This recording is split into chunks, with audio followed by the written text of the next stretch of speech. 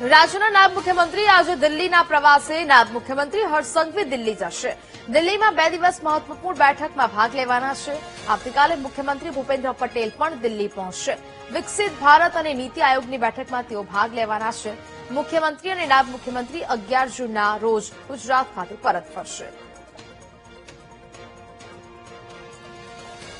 સંવાદદાતા Mehul phone line પર જોડાયા છે। મેહુલ, રાજ્યના નાયબ મુખ્યમંત્રી આજે દિલ્હીના પ્રવાસે જવાના છે, શું અપડેટ?